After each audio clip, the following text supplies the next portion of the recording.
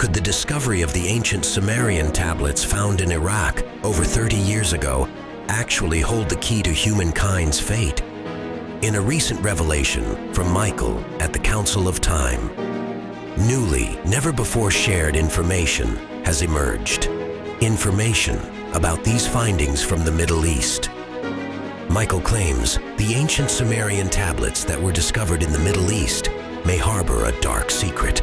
A secret not being shared with the general public. With the box, what was in the box? One of the issues in the Gulf, there were secondary missions taking place within those missions, which means they had to happen for a duration because they were hunting. And it's funny how they went back to the Middle East and took all those artifacts, how they committed military hardware to collect artifacts. While people are losing their lives, you had a large group of people collecting artifacts, Sumerian artifacts.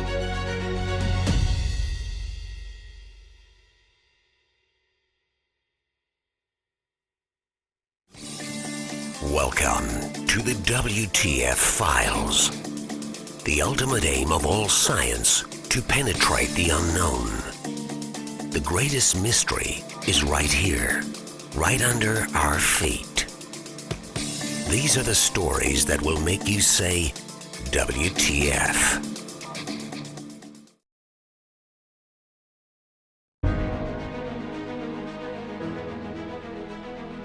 Seeing artifacts, those type artifacts were taken, right? A brand new set of cylinder seals, or a different set nobody saw, right? The cryptographic teams, they got a hold of all of it. They already deciphered the original Sumerian text. I don't think that hardly anyone would really like what it really says. What's in the box? Not till you give me the What's in gun. the fucking box? But they've already deciphered that. The second set they deciphered. This news from the ancient world centers on two cuneiform tablets that have been dated to 1800 BCE. This was the era of Hammurabi, the Babylonian king known for the Code of Hammurabi. This was the most comprehensive codex of laws in the ancient East, which scholars liken today to the laws of the Torah. Now the second set was highly unusual because it had blueprints in it. Blueprints that you and I could understand, right, if we saw it. It also had some weird occurrences, very strange occurrences, things that humanity could never make. They could never make that. And they knew that they were going to show it to the world. They really were. According to Professor Nathan Wasserman of the Hebrew University, he believes this is something sensational and proclaims it is a paradigm change of very fundamental significance and doesn't hesitate to use the word amazing. The text on the tablets resembles a language manual that is divided into parts. On the first are words and phrases in the Amorite and Canaanite language, an extinct ancient language of which scholars had very little knowledge. And the second contains their translation into Akkadian, a known language that can be read and translated. Professor Yoram Cohen from the Tel Aviv University Archaeology Department says, in this text, which is very, very ancient, words appear that anyone who knows Hebrew will immediately recognize. You don't have to be a linguist to understand the connection to Hebrew. This is a very significant discovery for anyone who speaks Hebrew. He adds, basically, we're looking at our forefathers here. So the big question for those who have had a chance to examine the tablets is, who were the Amorites, whose language has just been discovered? Cohen says, that's the biggest riddle of all. The Amorites were a people that arose all of a sudden, or to be more precise, reached political maturity around 1800 BCE. Wasserman says that in the Bible, the Amorites are mentioned as one of the nations that dwelled in Canaan at the time that it was conquered by the Israelite tribes. The Israelites were commanded to cut off their descendants, and in the book of Amos, they are described as beings who were as tall as cedar trees and as strong as the great oaks. They were going to show it to the world. See, because if somebody wrote something in stone or on copper or something like that and rolled it up, okay, that's natural tech. But you walked up to something, and based on how you understand language, if that thing changed so that you could read it, and then somebody else from a different nation came up and it changed for them, but you're still looking at it, it's not changing for you, but it changed for them. And then all of a sudden, you find that anybody who comes up and approaches this thing can actually read it. That's impossible. Okay? That's just impossible. It's not going to happen unless, you are aware of some technology that nobody else is. Well, they were finding things like that there, right? Things with moving words inside, bound within a certain type of metal or metallic crystal thing. Kind of like, what's that metal? Gallium. You guys are familiar with gallium. Gallium is a liquid metal, right, that crystallizes. It has a melting point at 86 degrees. So it was something like that, but it was transparent, and you could see inside it. So it wasn't voodoo or any of those things. It was technology. You can take gallium, and you can send it through a magnetic process, and it will show its form based on a decay rate of electrons over a couple of months, meaning if you were to magnetically charge it, you really have to charge it with a lot of voltage. That means you could charge it in a way where it could form a diamond, right? The shape of a diamond. You take off that charge. If you pulse it in certain ways, how the scientists do it, and then take the charge away completely, it'll make a diamond go back to a liquid. Make a diamond go back to a liquid. And it will do this for months. It'll continue to do that for months. So if you can do that with gallium,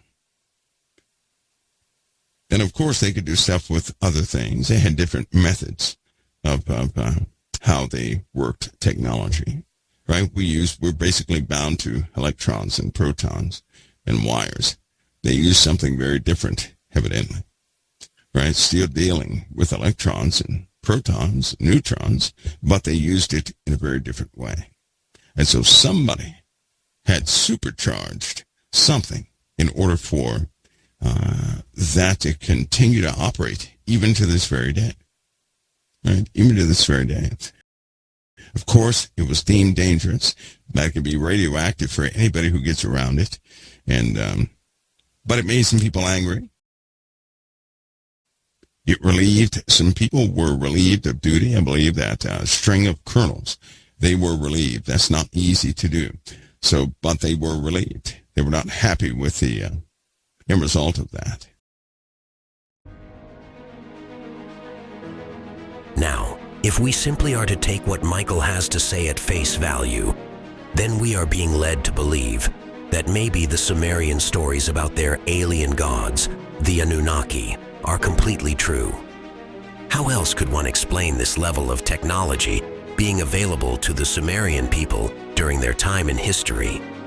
According to Zechariah Sitchin, the man who originally unlocked the secrets of the Sumerian tablets, the Anunnaki not only claimed to be the Sumerian gods, but they also claimed they would someday return to Earth. There are those who believe the Anunnaki, or as some might say, the fallen angels or Nephilim, have already returned, or possibly never really left at all, and also believe the current situations occurring today all over the earth are a direct result of that. Michael also believes this to be the case. There were pockets of Nephilim left over, and they exist to this very day. And they are coming back in numbers.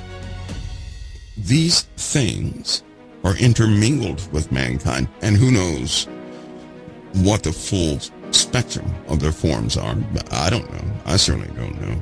Spiritually, I can only imagine, but I don't know. But there's some pretty bad ones out there. Somehow they have something to do with most militaries. In fact, anytime a war breaks out, anytime blood is shed, and it keeps happening, you can find those things there. You can find them there. Just like any time a war breaks out, you can find UFOs, right? You're always going to, right before Hamas struck Israel, right before that, they were having sightings in Israel. You guys remember that? Have you heard about what happened in Israel?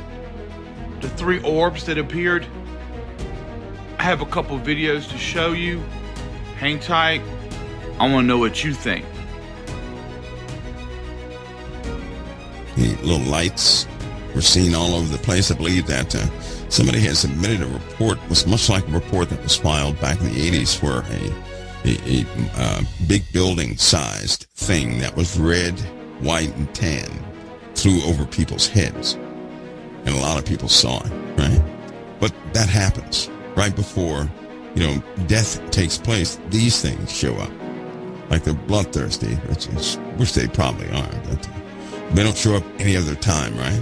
They just, sometimes they weave in and out, but they like bloodshed. And sure enough, these things, there are always sightings during times where they have a different type of death happening.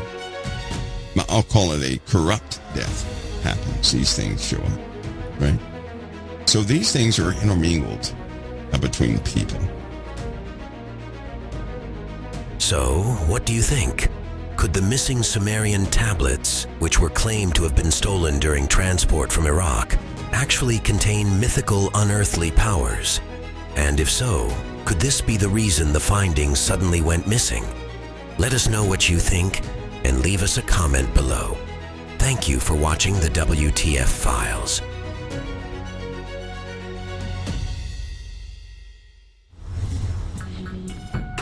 These are the WTF Files. Subscribe today and be sure to like us on Facebook and follow us on Twitter.